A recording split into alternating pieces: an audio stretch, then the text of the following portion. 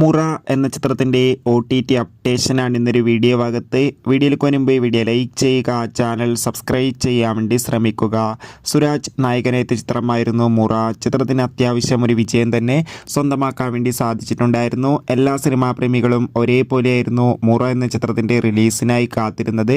Finally ചിത്രത്തിൻ്റെ ഏറ്റവും പ്രധാനപ്പെട്ട അപ്ഡേഷൻ പുറത്തുവന്നിരിക്കുകയാണ്. മുറ എന്ന ചിത്രത്തിൻ്റെ OTT റിലീസിനായി എല്ലാ സിനിമാ പ്രേമികളും ഒരേപോലെയായിരുന്നു കാത്തിരിക്കുന്നുണ്ടായിരുന്നത്. ഫൈനലി ചിത്രത്തിൻ്റെ OTT അവകാശങ്ങളൊക്കെ ആമസോൺ പ്രൈം വീഡിയോസ് എന്ന OTT പ്ലാറ്റ്ഫോം സ്വന്തമാക്കിയെന്ന് ഒഫീഷ്യലായി കൺഫേം ആക്കിയിട്ടുണ്ട്.